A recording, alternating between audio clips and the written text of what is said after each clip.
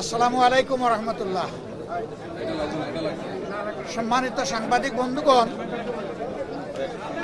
আপনারা সবাই জানেন গতকাল ঢাকা 15 নির্বাচনী এলাকার যে এলাকাটা মিরপুর এবং কাফরুল নিয়ে গঠিত, সেই এলাকায় সকাল 11টার দিকে একটা ঘটনা ঘটে, আবার বিকালের দিকে আরেকটা ঘটনা ঘটে। দুইটা ঘটনাই জামাত ইসলামের নারী কর্মী এবং দায়িত্বশীলদের উপরে অত্যন্ত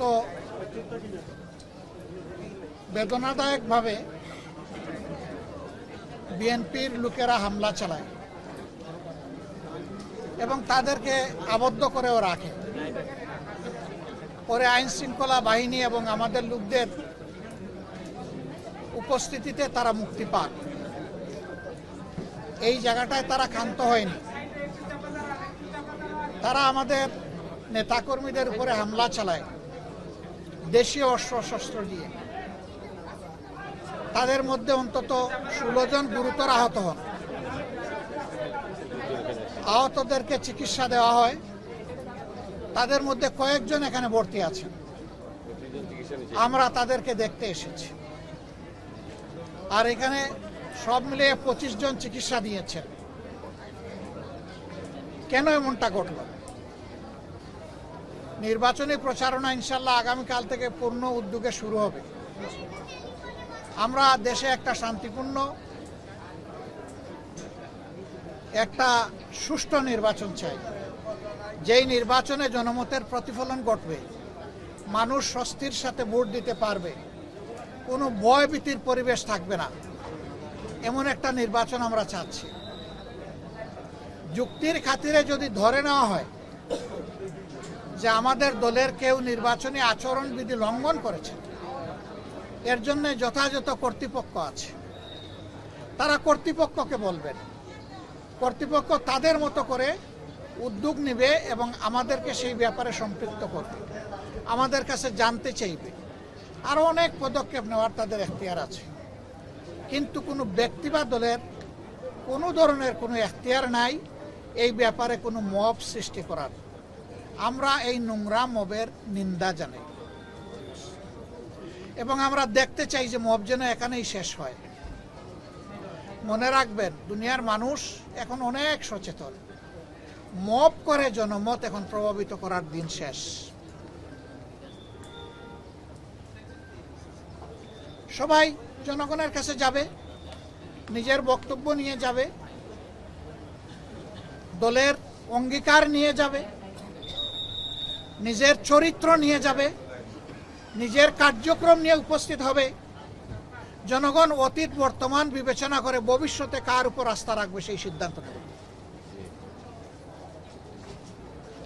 আমাদের অঙ্গীকার একেবারেই স্পষ্ট।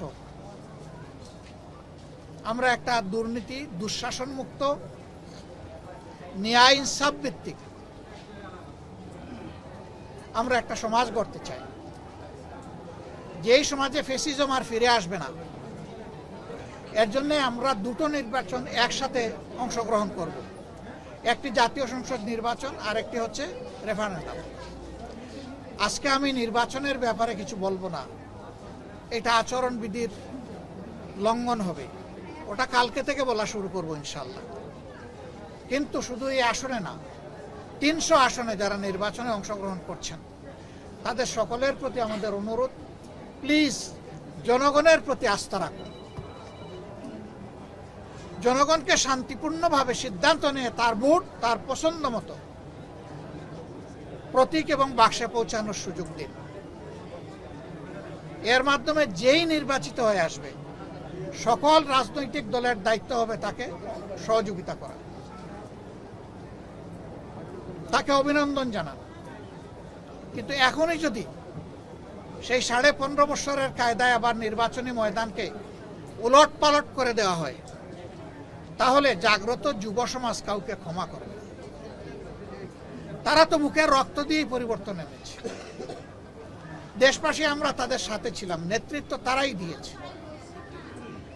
যে যুবকরা যুবতীরা নেতৃত্ব দিয়েছে, যাদের বয়স 30-35 বছর হয়ে গেছে, 18 বছর বয়স থেকে তার ভোট দেওয়ার অধিকার প্রতিষ্ঠিত হয়েছে, কিন্তু আজ পর্যন্ত তারা একটা ভোট দিতে পারে নাই। একজন নাগরিকের সবচেয়ে বড় অধিকার হলো তার ভোটের অধিকার, সেই অধিকারই কেড়ে নেওয়া হয়েছিল।